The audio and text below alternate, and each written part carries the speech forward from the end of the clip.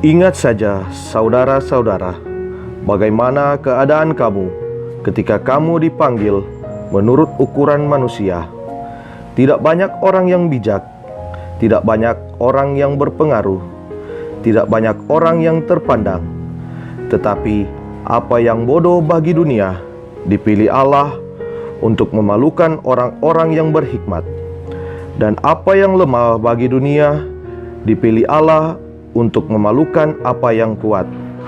Dan apa yang tidak terpandang dan yang hina bagi dunia dipilih Allah, bahkan apa yang tidak berarti dipilih Allah untuk meniadakan apa yang berarti, supaya jangan ada seorang manusia pun yang memegahkan diri di hadapan Allah. Tetapi oleh Dia kamu berada dalam Kristus Yesus, yang oleh Allah telah menjadi hikmat bagi kita. Ia membenarkan dan menguduskan dan menebus kita. Karena itu, seperti ada tertulis, barang siapa yang bermegah, hendaklah ia bermegah di dalam Tuhan. Demikianlah pula ketika aku datang kepadamu, saudara-saudara, aku tidak datang dengan kata-kata yang indah atau dengan hikmat untuk menyampaikan kesaksian Allah kepada kamu.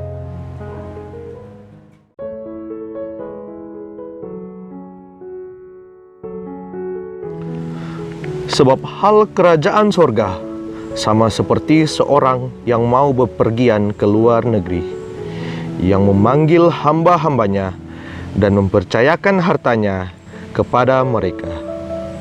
Yang seorang diberikannya 5 talenta, yang seorang lagi 2, dan yang seorang lain lagi 1, masing-masing menurut kesanggupannya. Lalu ia berangkat. Segera pergilah hamba yang menerima 5 talenta itu. Ia menjalankan uang itu, lalu beroleh laba 5 talenta. Hamba yang menerima 2 talenta itu pun berbuat demikian juga, dan berlaba 2 talenta. Tetapi hamba yang menerima 1 talenta itu pergi dan menggali lubang di dalam tanah, lalu menyembunyikan uang tuannya. Lama sesudah itu, pulanglah tuan hamba-hamba itu, lalu mengadakan perhitungan dengan mereka. Hamba yang menerima 5 talenta itu datang, dan ia membawa laba 5 talenta. Katanya, "Tuan, 5 talenta Tuan percayakan kepadaku.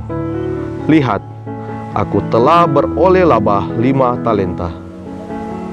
Maka kata tuannya itu kepadanya, "Baik sekali perbuatanmu itu, hai hambaku yang baik dan setia.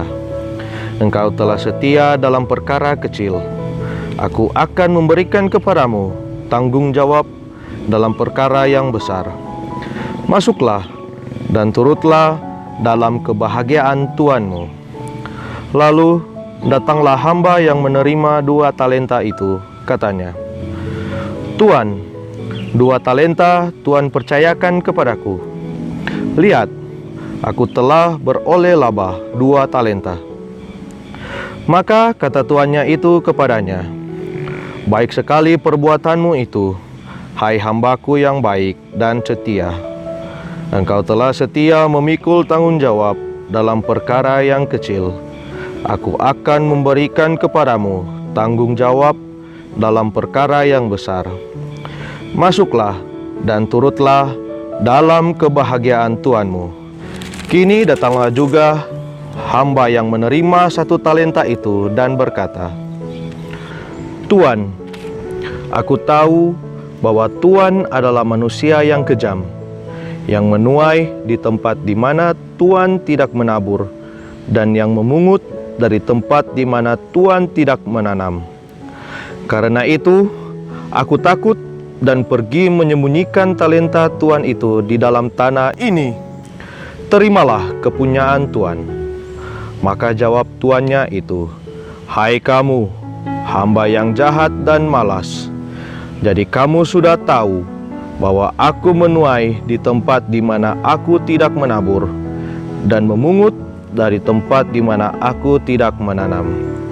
Karena itu, sudahlah seharusnya uangku itu kau berikan kepada orang yang menjalankan uang, supaya sekembaliku aku menerimanya serta dengan bunganya. Sebab itu, ambillah talenta itu daripadanya dan berikanlah kepada orang yang mempunyai 10 talenta itu. Karena setiap orang yang mempunyai, kepadanya akan diberi, sehingga ia berkelimpahan. Tetapi siapa yang tidak mempunyai, apapun juga yang ada padanya akan diambil daripadanya. Dan campakkanlah hamba yang tidak berguna itu ke dalam kegelapan yang paling gelap. Di sanalah akan terdapat ratap dan kertak gigi.